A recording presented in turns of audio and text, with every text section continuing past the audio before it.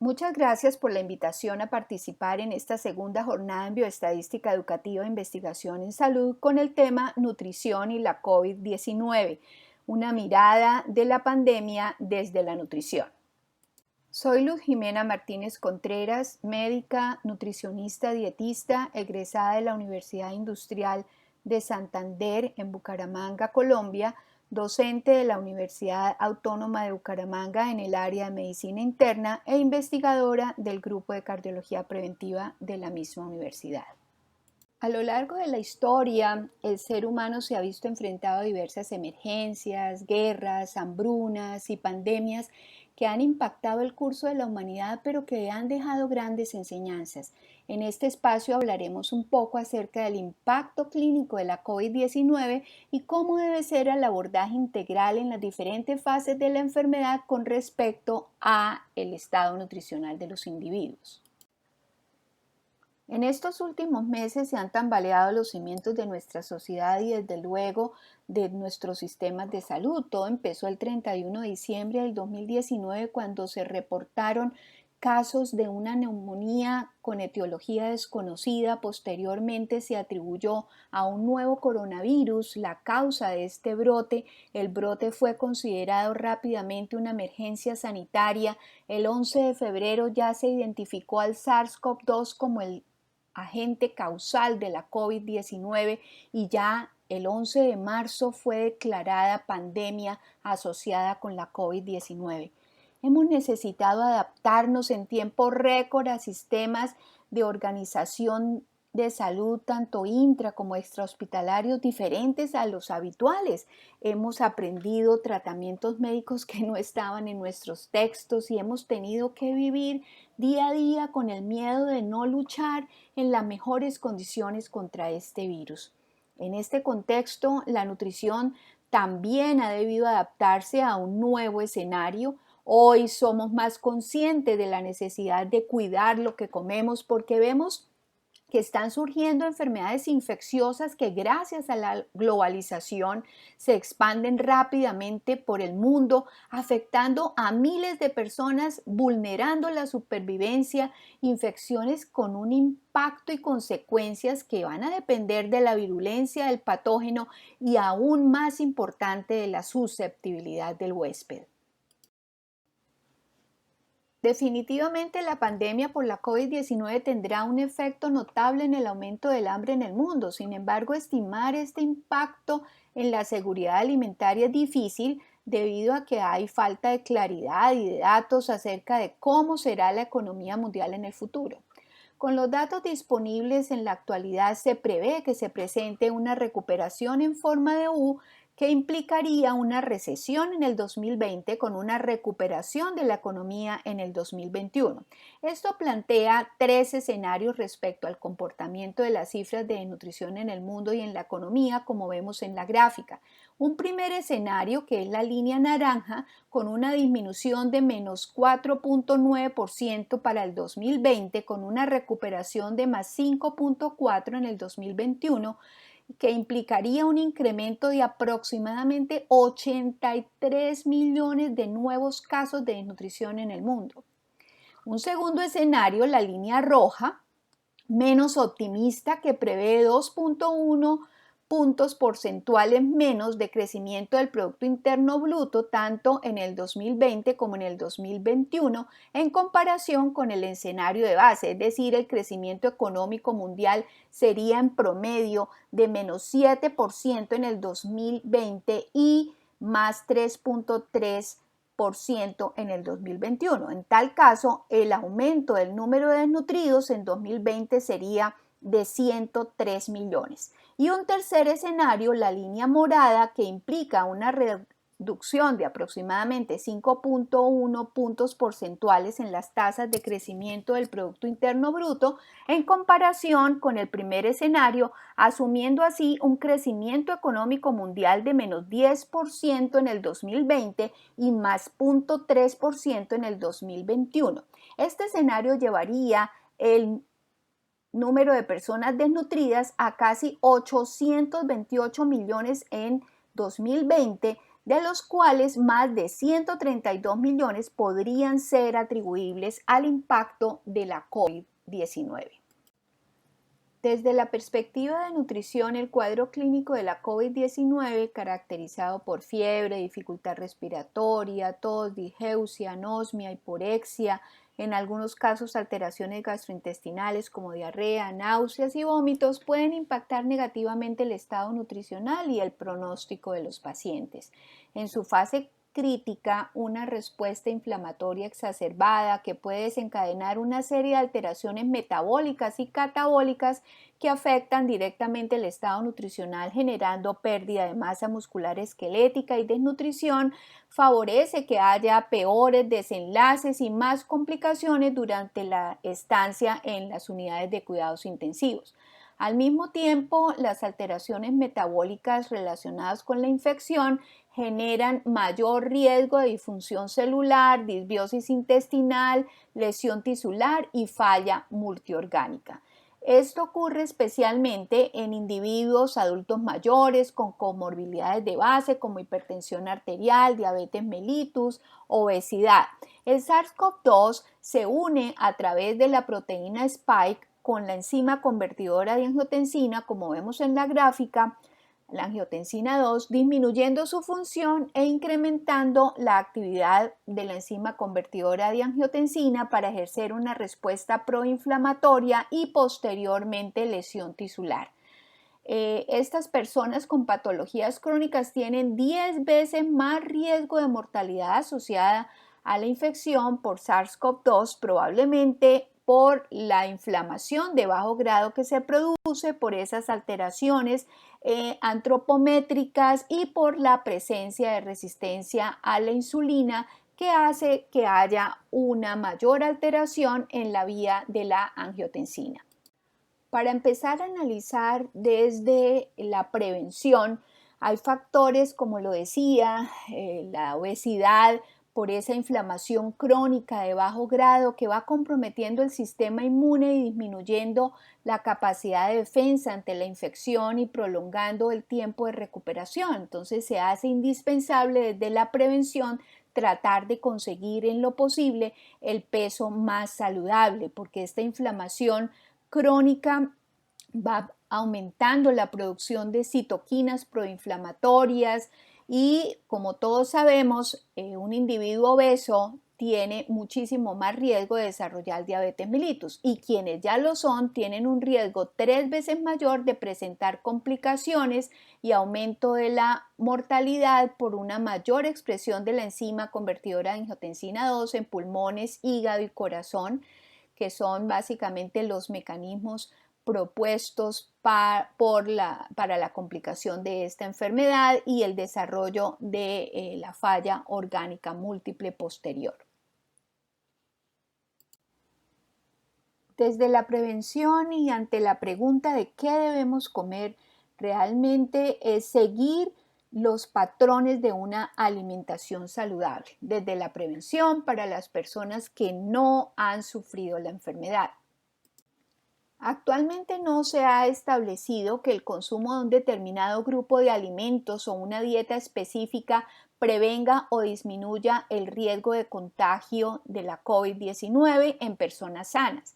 Mantener una alimentación saludable que sea suficiente, completa, equilibrada, segura, satisfactoria, adaptada al individuo y a su entorno, asequible, sostenible, que tenga un aporte de nutrientes básicos que aumenten la posibilidad de respuesta inmune adecuada, como por ejemplo vitamina C, E, vitamina A, vitaminas del complejo B y ácido fólico, flavonoides, hierro, selenio, zinc, que contribuyan también a proteger las barreras naturales. Combinado esto con una práctica de actividad física regular, tomar el sol directo diariamente para favorecer la producción de vitamina D y la absorción de calcio, pueden ser la solución desde la perspectiva de la prevención. Se hace indispensable planear el consumo alimentario diseñando menús mínimo para 2 semanas que satisfagan tanto los gustos como las condiciones de salud de todos los miembros de la familia, que incluyan alimentos variados, de diferentes colores, atractivos, que seleccionemos según la evidencia científica, principalmente frutas, vegetales frescos, frutos secos, pescados, cereales integrales, leguminosas, lácteos bajos en grasa, aves, y que empecemos a tener cuidado con los alimentos ricos en grasas saturadas, carnes rojas, los cereales refinados, productos de panadería, pastelería, alimentos de alta densidad calórica con gran cantidad de azúcares, especialmente evitar las bebidas azucaradas, carnes procesadas, embutidos, alimentos ricos en sodio o que tengan gran cantidad de grasas industrializadas de tipo trans. Se debe elaborar una lista de mercado de manera cuidadosa, acorde al presupuesto disponible y a la capacidad de almacenamiento que tengan en el hogar. Realizar las compras observando todos los protocolos de bioseguridad y al llegar al hogar hacer una higienización con una limpieza externa de los empaques de los alimentos utilizando toallas desechables, agua y jabón, y luego ya empezar una desinfección, que es un proceso químico para eliminar los patógenos utilizando ojalá toallas desechables y una mezcla de 30 centímetros cúbicos de agua con 70 centímetros cúbicos de alcohol para los empaques externos, y para ya los alimentos de forma directa lavarlos sumergiéndolos más o menos entre 5 a 10 minutos en mezclas combinando agua con bicarbonato de sodio o con vinagre o con hipoclorito de sodio, dependiendo las características de cada alimento. La preparación de los alimentos va a ser fundamental no solamente para mantener un adecuado estado nutricional, sino también va a contribuir desde la salud mental a afianzar los lazos familiares y sociales. Obviamente teniendo todas las precauciones de la adecuada manipulación de alimentos, la utilización de todos los protocolos de limpieza, utensilios de colores para evitar contaminaciones cruzadas, que todo esté limpio, que se utilicen temperaturas seguras cuando se requiera frío, que sean temperaturas inferiores a 4 grados centígrados, y cuando sean preparaciones calientes, temperaturas superiores a los 60 grados centígrados. Cuando inician los síntomas de la enfermedad y todavía se puede manejar a la persona en la casa, recordar la importancia de mantener un adecuado estado nutricional, de mejorar los síntomas asociados a la fiebre y a los problemas respiratorios. Para eso se hace fundamental una adecuada hidratación que garantice un consumo de agua a demanda, especialmente en los adultos mayores, en quienes el consumo de líquidos es disminuido habitualmente. La utilización de preparaciones como caldos vegetales o caldos bajos en grasa, infusiones, tés. No se recomienda hidratar a las personas con zumos de fruta, lácteos o bebidas azucaradas, y se debe hacer un monitoreo permanente del adecuado consumo de los alimentos como cereales integrales, leguminosas, carnes, principalmente las aves,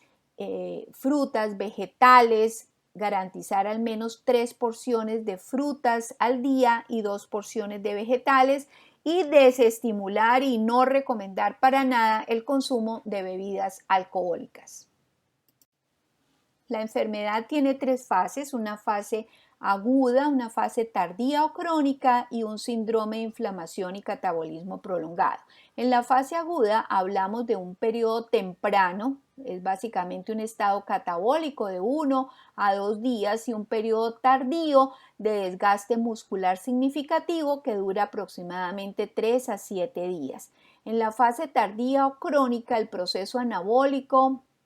es de duración variable y en el síndrome de inflamación y catabolismo prolongado es crónico, la enfermedad se hace crítica, hay disfunción orgánica persistente que puede durar más de 14 días. En las primeras 24 a 48 horas se debe realizar una evaluación nutricional del paciente con COVID-19 para determinar el riesgo de desnutrición según la historia previa, desnutriciones preexistentes, obesidades mórbidas, riesgo de síndrome de realimentación, comorbilidades de base, edad avanzada. Instrumentos validados como el GLIM para desnutrición o el Nutric Score nos permiten hacer la evaluación nutricional del paciente con COVID-19 y determinar la necesidad de soporte nutricional temprano. En el algoritmo para el abordaje nutricional integral de pacientes con riesgo nutricional por COVID-19 se inicia con una suplencia estimada de requerimientos de energía entre 25 a 30 kilocalorías por kilo y 1.5 gramos de proteínas al día. Una dieta de alta densidad nutricional, de ser necesario, suplementación hipercalórica, hiperproteica, y se hace todo el monitoreo para la vigilancia de riesgo de síndrome de realimentación. En la fase aguda, de 15 a 20 kilocalorías por kilogramo de peso actual de aporte energético y a partir del cuarto día en unidades de cuidados intensivos de 25 a 30 kilocalorías por kilogramo de peso actual y se recomienda utilizar el peso corporal ajustado en los pacientes con sobrepeso y obesidad.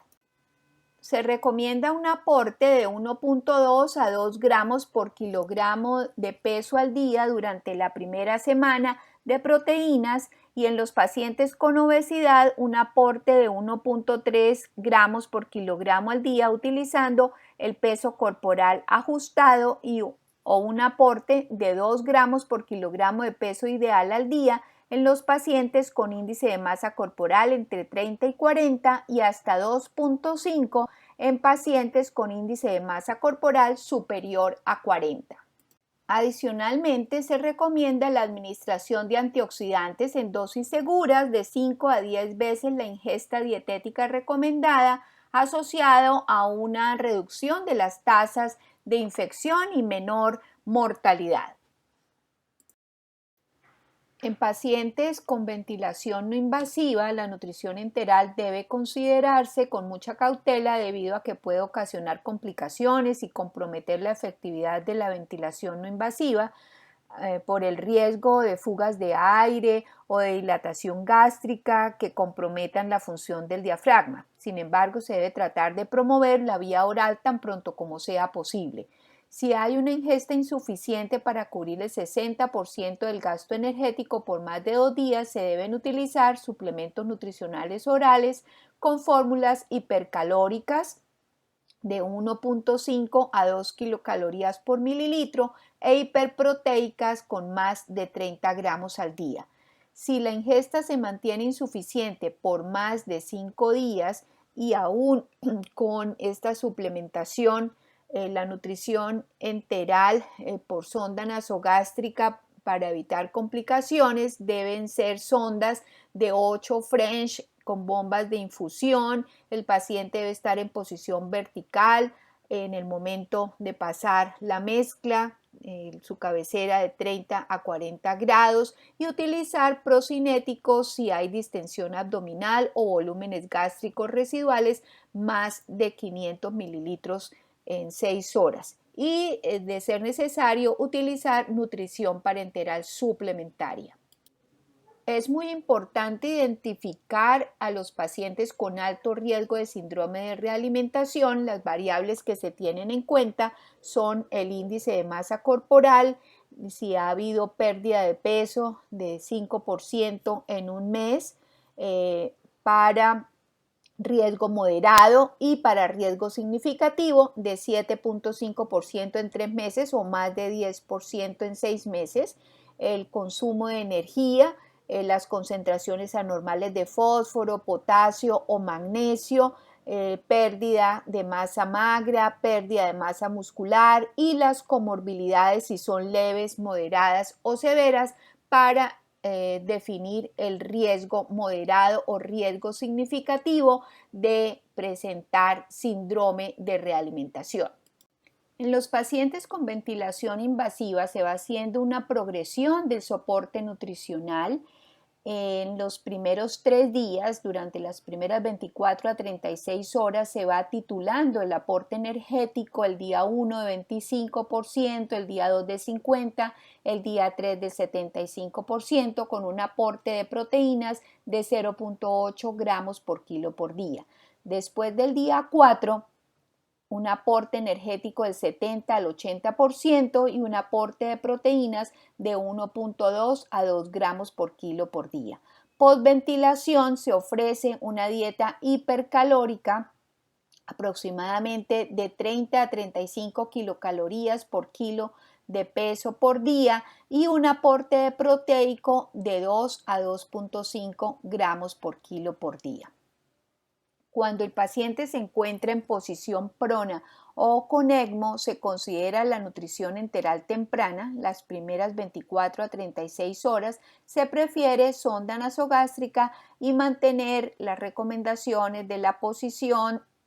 de Trendelenburg inversa para disminuir el riesgo de aspiración, evitar fórmulas densas de más de 2 kilocalorías por mililitro para disminuir el riesgo de intolerancia alimentaria. En ECMO se recomienda una nutrición enteral trófica y progresar lentamente hacia la meta durante la primera semana de admisión en la unidad de cuidados intensivos. Posterior a la ventilación mecánica invasiva, se recomienda mantener la sonda de nutrición enteral por el tiempo de recuperación tan prolongado y durante esta etapa el gasto energético puede incrementarse hasta 1,7 veces sobre el gasto energético de reposo. Entonces se debe asegurar al menos 35 kilocalorías por kilo por día para promover una adecuada rehabilitación nutricional y mejorar la calidad de vida de los pacientes que han logrado superar la enfermedad. Partiendo del concepto que la alimentación saludable favorece la respuesta inmune del organismo, disminuye la gravedad de las complicaciones de cualquier enfermedad infecciosa, minimizando la susceptibilidad del huésped, especialmente cuando son infecciones transmitidas persona a persona, se ha establecido la recomendación del consumo de una dieta saludable, dado que no hay evidencia de que el consumo de un determinado grupo de alimentos o de dieta específica logre prevenir o disminuir el riesgo de contagio de la COVID-19 en personas sanas, pero sí una dieta saludable que incluya alimentos de varios grupos, que tenga mayor diversidad dentro de los grupos, que aporte tanto macro como micronutrientes que favorezcan el comportamiento adecuado del sistema inmune, puede ser la alternativa en prevención en la COVID-19. Infortunadamente, las dietas saludables están lejos del alcance de más de 3.000 millones de personas. Hay suficiente comida, pero no hay acceso a alimentos diversos y nutritivos. Adicionalmente, las pérdidas de alimentos están aumentando, dado que las cadenas de suministro están bajo gran tensión. Las políticas para contrarrestar los efectos negativos de la pandemia se hacen necesarias para que los sistemas alimentarios puedan evitar los aumentos significativos en el sobrecosto de las opciones nutritivas y se respalde la asequibilidad a las dietas saludables. En enfermedades no complicadas, asegurar la hidratación y monitorear el adecuado consumo de alimentos. Cuando el paciente está hospitalizado y críticamente enfermo, el riesgo de desnutrición es muy alto por la respuesta metabólica y catabólica exacerbada durante la fase crítica. El manejo del soporte nutricional adecuado es un componente integral y esencial que permite mejorar el pronóstico del paciente. Más allá de los grandes desafíos de conocimiento en salud del coronavirus está poniendo a prueba nuestros principios y valores como seres humanos.